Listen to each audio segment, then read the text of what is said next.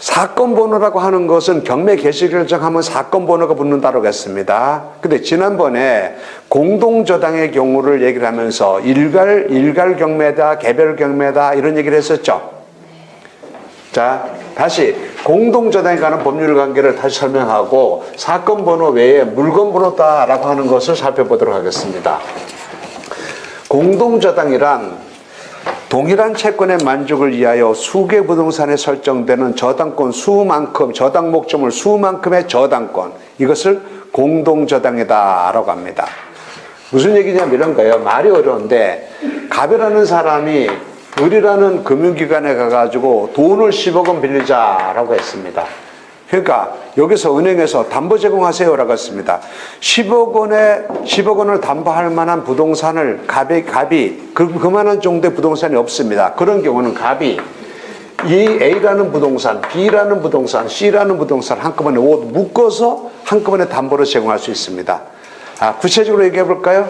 갑이 아파트, 농지, 임야 이걸 모두 묶어가지고 한꺼번에 모두 묶어서 을에게 담보로 제공하고 돈을 10억 원 빌립니다. 이런 것을 뭐라고 하는가? 이것을 저당에 있어서 특수한 형태로서 이것을 공동저당이다라고 합니다.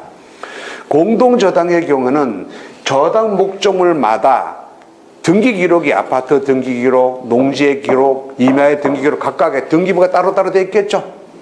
그러니까 이 등기 기록에도 자 피담보 채권 10억 원, 저당권자 을 이렇게 되었단 말입니다.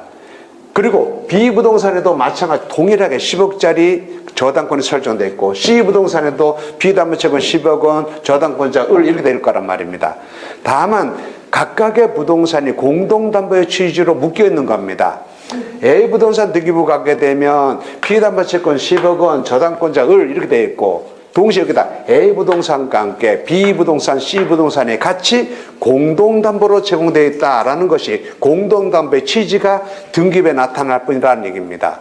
이게 바로 공동저당인데 공동저당을 하는 이유가 뭔가? 공동저당을 하게 되면 어떤 실익이 생기는가?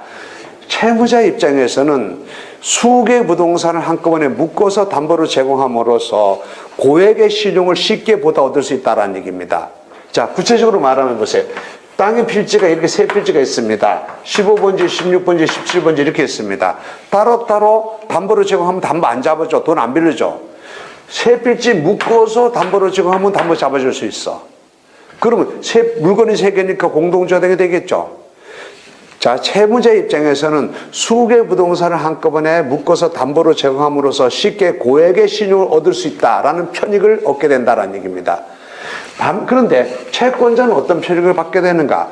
채권자는요, 이 수개 부동산 한꺼번에 일괄하여 경매를 신청할 수 있고, 일괄하여 경매를 신청할 수가 있고, 그렇지 않고 따로따로 개별적으로 따로따로 경매를 신청할 수 있다는 얘기입니다. 굳이 세 개를 한꺼번에 경매 신청 안 하고 이 아파트 하나만을 경매 신청 먼저 할 수 있어요. 만약에 아파트 경매 신청해서 만약에 배당 금액이 12억이 생겼다, 얘가 여기서 10억 받았다라고 한다면 나머지 농지와 임야에 대한 경매를 더 신청할 이유가 없을 것 아닙니까? 또 보세요. 요거에 대해서 채권의 만족을 다 받지 못했다라고 하더라도 아파트 먼저 경매 신청했습니다. 아파트 먼저 경매 신청했는데 여기로부터 을이 배당받은 게 6억을 배당받았습니다. 4억 아직 못 받았죠. 4억 못 받았는데 이 농지에도 이 임야에도 각각 10억짜리 저당권 따로따로 다 설정됐다고 했었죠. 그럼 4억 못 받았으니까 이 농지에 대한 경매 신청한단 말입니다. 여기로부터 3억을 배당받았어. 1억 배당 못 받았죠. 임야에 또 경매 들어간다고. 그럼 임야로부터 1억 받았어. 이렇게 되면 어떻습니까?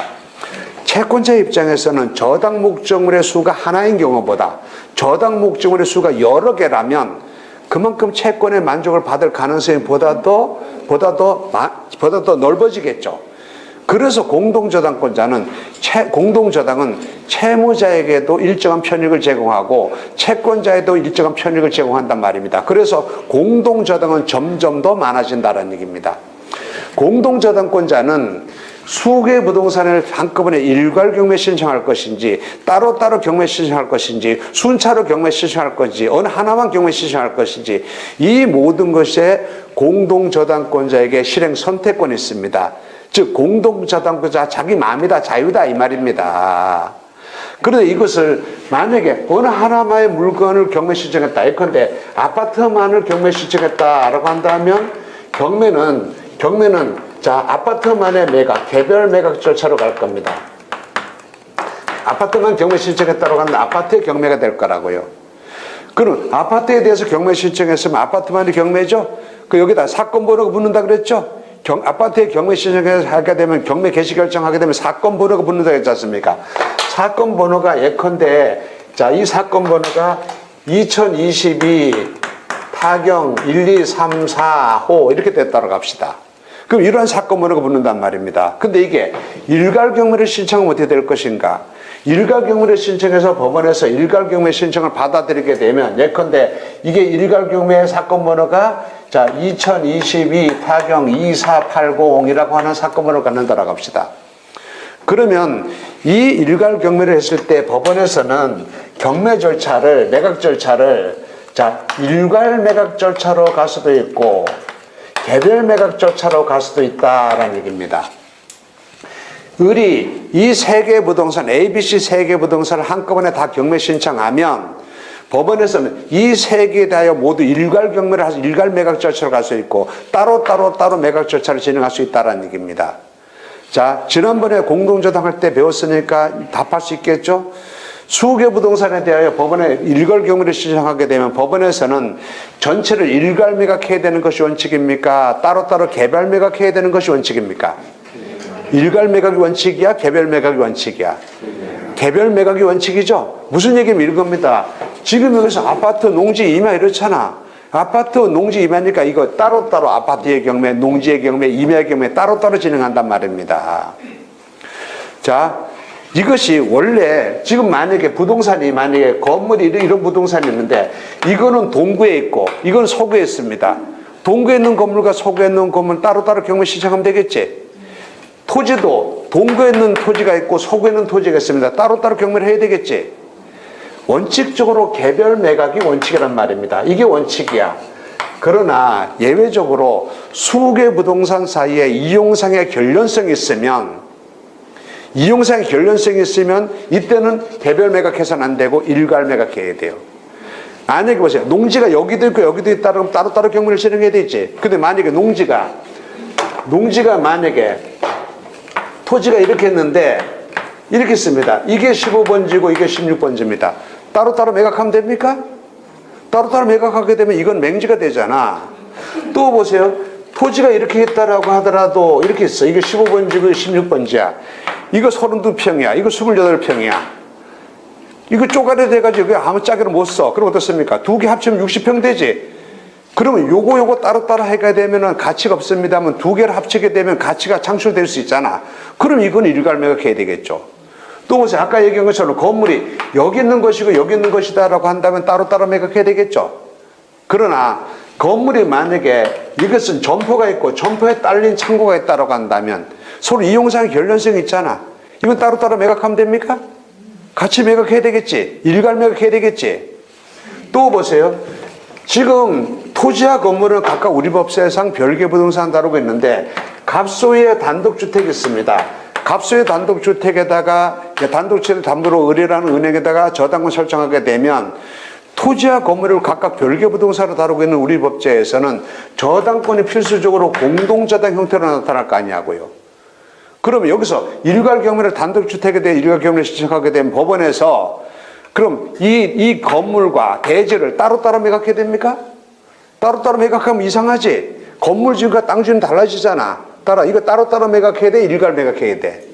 일괄 매각해야 되겠죠. 수개 부동산 사이에 이용상의 결련성이 있으면 그때는 개별 매각해서는 안 되고 일괄 매각해야 된다라는 얘기입니다. 그러나 원칙 뭐라고? 원칙. 수개 부동산에서 일괄 경매를 신청하게 되면 어떻게 한다고요? 개별 매각이 원칙이란 말입니다. 여러분 이런 식으로 이해하려고 하지 마세요. 공동저당의 경우에 일괄 경매의 경우에 일괄 매각이 되는 경우에는 채권 여기 이 목적물 가액에 비례하여 안분배당한다. 따로따로 매각하게 되는 경우에 나중에 매각되는 부동산에 대하여 후순위 권리자가 대위한다. 이거 몰라도 돼. 이거 뭡니까? 그럼 배당의 문제잖아. 배당의 문제는 우리하고 아무 관련이 없잖아. 배당은 뭡니까? 내가 낸 돈으로 내가 낙찰받아서 내가 낸 돈으로 그 돈이 어떻게 다른 사람에게 배당되는가의 문제지. 나하고는 아무 상관없어. 배당의 문제는 채권자들이 얼마를 받아가는가, 다 받아가는가, 일부만 받아가는가, 하나도 못 받아가. 나하고 상관없어. 내가 낸 돈은 누가 얼마 받아가는가 상관없어. 그래서 여기서 안분 배당이다, 뭐 후손이 권자의 이시배당이다, 이시배당의 경우는 후손이 권자가 대여한다, 이런 복잡한 이론상의 문제 따질 필요 없단 말입니다. 우리는 경매 절차에서 이해되는 게 그게 아니고 뭘 이해되냐 하면 이걸 이해해야 돼. 아까 일괄경매 하게 되면 그런 법원에 일괄경매 신청했습니다. 법원에서 채무자 소유의 A, B, C 세 개 부동산에 대한 경매를 개시한다. 경매 개시 결정하겠죠. 경매 개시 결정하게 되면 사건 번호가 붙잖아. 근데 이게 따로따로 개별 매각을 하게 되면 어떻게 되는가? 개별 매각 절차를 가게 되면 사건 번호 외에 따로 물건 번호라는 게 붙는다고요. 요건 1번 물건, 요건 2번 물건, 요건 3번 물건, 이렇게 따로따로 물건 번호가 붙는다고요. 사건 번호가 있고 물건 번호가 있다 이 말입니다. 언제? 일괄경매 했을 때에 개별 매각 절차로 가게 되는 경우에는 사건 번호 말고 물건 번호가 존재한다고요. 이때는 물건 번호가 있으면 한꺼번에 동일한 사건 번호를 갖고 있다 하더라도 요거는 2022 타경 2480 1번 물건, 이건 아파트 경매고, 2번 물건은 농지 경매고, 3번 물건은 임야 경매고, 각각 다르다라는 얘기입니다. 이런 얘기도 해볼까요? 때로는 건설업자, 이런 건설회사에 이게 아파트들이 한꺼번에 경매로 나오는 경우 있죠, 그죠? 이렇게 해가지고 여기는 아파트를 이렇게 했는데 이 아파트가 전부 다 해가지고 이게 만약 50개라고 합시다. 한꺼번에 이 아파트, 이 건설회사 아파트에 대한 경매를 개시한다. 경매 개시 결정했습니다. 그럼 하나의 사건 번호가 붙겠죠? 예컨대 2023 타경 1359 이렇게 붙었을 거 아닙니까? 그럼 각각의 물건마다 이건 1번 물건, 2번 물건, 3번 물건, 4번 물건, 5번 물건, 6번 이런 물건 번호가 다 붙는단 말입니다. 이해가셨습니까? 사건 번호라는 말과 물건 번호라는 말을 구분하시겠습니까? 물건 번호가 붙어 있는 것은 그 물건 자체가 하나의 동일한 사건 번호 밑에 있다 하더라도 각각 별개의 물건이야. 이거 나중에 이런 얘기 할 겁니다. 이런 거 분석할 때는 물건 번호 있는 물건은 그것만 딱 분석해서는 안 되고, 내가 1번 물건, 2번 물건, 3번 물건인데 2번 물건에 내가 경매 들어가고자 한다. 그 2번 물건은 분석해서는 안 되고 1번 물건은 어떻게 하고 3번 물건은 어떻게 된 것이고 이런 부분을 각각의 연관 분석해야 된다. 지금 몰라도 돼요. 그 말을 나중에 얘기할 겁니다. 남을 가망 있는 경매냐 과잉 매각이냐 뭐 이런 얘기를 할 때 이 물건 번호가 있는 물건은 연관 분석해야 한다라고 하는 말을 기억하시면 됩니다. 자, 사건 번호까지 얘기하고 경매 개시 결정까지 얘기했습니다. 경매 개시 결정하고 나면 압류 효력이 생긴다라고 하는데, 압류 효력은 처분 금지요입니다. 처분 금지인데 이 말이 어려워요. 자, 일단 들으세요. 나중에 가압류 가처분을 다시 얘기할 거니까. 자, 처분을 금지한다라고 해가지고 절대적으로 처분을 금지하는 것이 아니라, 자, 압류로 인해 경매 개시 결정에서 압류 효력이 생기면 역시 그 이후에 처분을 하게 되는 경우에 그 법률상 효력은 적어도 압류 채권자에 대한 관계에서는 무효입니다. 압류 채권자에 대한 관계에서 다 무효가 아니라 압류 채권자가 압류에 의하여 보존하고자 하는 권리를 침해하는 한도에서는 무효로 된다는 얘기입니다. 그 말은 이런 얘기예요. 경매 개시 결정하게 되면, 자, 갑소의 부동산에 대하여 의뢰라는 사람이 경매를 신청했습니다. 경매를 신청해서 법원에서 경매 개시 결정했습니다. 경매 개시 결정하게 되면 그때부터 압류 효력이 생긴다 그랬죠? 처분이 금지되는 효과가 생긴다고 했지 않습니까? 절대적으로 처분 못하는가? 경매 개시된 부동산을 갑이 다른 사람한테 못 팔아먹는가? 경매 개시된 부동산을 다른 사람 병이 이걸 못 사는가 이 말이야. 경매 개시된 부동산도 얼마든지 처분할 수 있습니다. 경매 개시된 부동산도 얼마든지 살 수 있습니다. 왜요? 이게 만약에 지금 얘가 돈 1억까지 경매 신청했다. 이거 3억이다. 그러면 내가 사놓고 1억은 이거 변제하고 얘는 내가 이거 한 중도금 준 거 가지고 이거 해가지고 돈 갖고 경매를 취하시키면 될 거 아닙니까? 그럼 얘는 아무런 문제 없는 완전 무결한 소유권 취득하는 거죠. 그래서 경매가 개시된 부동산도 얼마든지 살 수 있단 말입니다. 처분할 수 있고. 다만 경매 개시 이후에 처분 금지 효과가 생기는 경매 개시 이후에 소유권이 넘어가서 처분됐어. 이 경매를 막으면 다행인데 경매를 막지 못하여 경매가 실시돼가지고 X라는 사람이 낙찰됐어. 대금 다 내서 경매가 끝났어. 그럼 어떻게 되는가? 그러면 경매 개시 결정하게 되는 건 뭡니까? 이 부동산에 대하여 지금부터 경매를 개시한다라는 등기가 있는 거죠. 이 등기가 말소된단 말입니다. 그럼 그 다음에 소유권 이전 등기는 경매 개시 결정 등기보다 그 다음에 소유권 이전이 된 거지. 경매 개시 결정 등기가 말소되게 되면 어떻게 되는 겁니까? 소유권 이전 등기도 같이 말소된다고. 소유권 이전 등기가 말소된다고 하는 말은 무슨 얘기입니까? 병은 경매가 개시된 부동산을 취득할 수도 있으나 경매를 막지 못하여 경매가 다른 사람한테 이 부동산이 매각되게 되면 병은 경매 개시된 부동산을 매수한 병은 이 부동산의 소유권을 상실한다 이 말이죠. 다음 한번 보세요. 이게 만약에 X라는 사람한테 매각돼가지고 얘가 1억까지 경매 신청했습니다. X라는 사람한테 1억 5천에 매각됐습니다. 그러면 1억 5천에서 경매를 신청한 채권자 을한테 먼저 1억 원을 먼저 주겠죠. 나머지 5천만 원. 나머지 5천만 원은 다른 채권자가 없다고 칩시다. 나머지 5천만 원 누구한테 줄까요? 갑에게 줄까요? 병에게 줄까요? 갑에게 줄까요? 병에게 줄까요? 이 물건 누구 거야 지금? 낙찰자에 넘어간 게 정말 누구의 물건이었어? 어려워요? 자, 갑이 경매 개시된 부동산을 병에게 팔았어. 병에게 소유권 이전 등기 됐어. 소유권 이전 등기까지 돼. 그 다음에 여기서 X라는 사람이 소유권 넘어갔어. 얘한테 소유권 넘어가기 전에 이 부동산 소유자는 누구야? 갑이야, 병이야? 병의 물건이지. 병은 이 세상 모든 사람한테 내 이 부동산은 내가 갑으로부터 산 내 소유의 건물이다라고 주장할 수 있어. 이 세상 모든 사람한테. 그 누구한테는 안 돼? 압류채권자한테는 안 돼. 어느 범위에서? 압류채권자가 보존하고자 하는 채권의 범위 내에서는 무효다 이 말이야.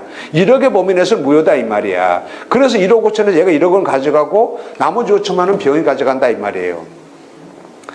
가압류 배웠죠? 가압류의 처분금지 효과 한번 예를 들어볼까요? 그럼 같은 얘기일 겁니다. 너무 지나치게 이론적인 것을 해서 이게 이해가 잘 안 될 수 있는데 이해가 안 되더라도 차근차근 하려고 한번 해보세요. 굳이 이거 몰라도 경매하는 데는 지장 없어. 사실 솔직하게 말하면. 그래도 깊이 있게 경매를 이해하기 위해서 알아두면 좋을 겁니다. 이런 겁니다. 갑소의 부동산에 을이라는 사람이 돈 1억 받을 것이 있습니다. 돈 1억 받을 것이 있는데 이것이 채무자의 유일한 부동산인데 얘가 이 부동산을 다른 사람이 처분하게 되면 돈 받을 집행하려고 해봤자 집행할 자산이 없어.